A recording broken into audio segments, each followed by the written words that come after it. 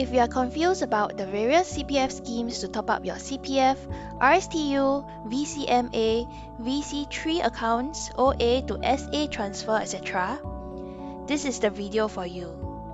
At the end of this video, you will have a better overview of all the schemes available, their requirements, for example, age limits, and eligibility for tax relief.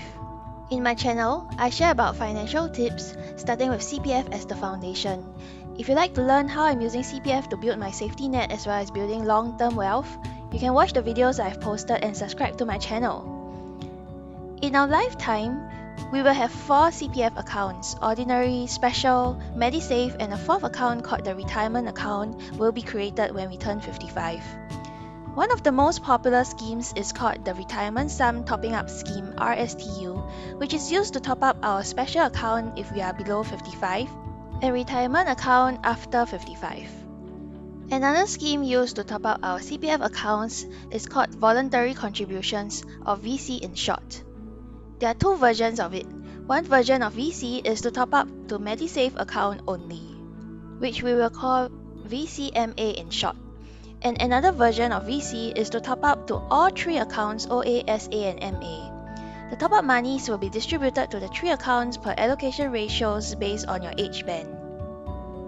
As you can see, while there are schemes that allow us to top up solely to SA, MA, and RA, there's no scheme to top up OA alone.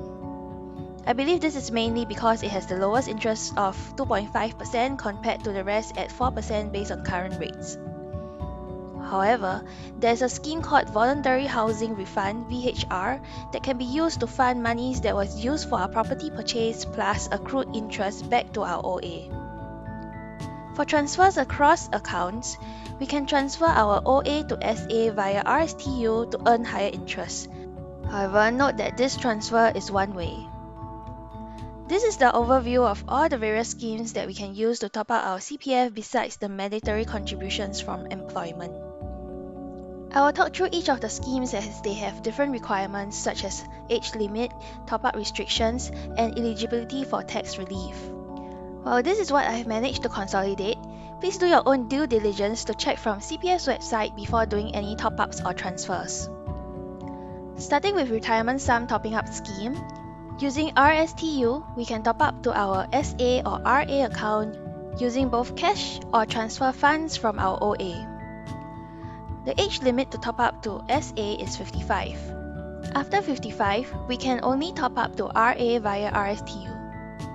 Top up to SA is capped at the prevailing full retirement sum (FRS), while topping up to RA is capped at the prevailing enhanced retirement sum (ERS). When topping up SA using cash, we will be eligible for tax relief, which is capped at maximum of $8,000 per year.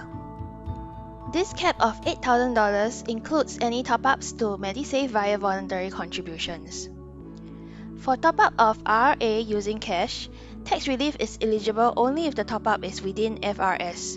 There will be no tax relief for top-ups above FRS. There is also no tax relief for transferring of CPF funds from OA to SA or RA.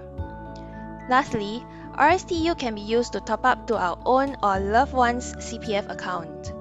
However, note that there will be no tax relief for cash top-up to your children's SA account.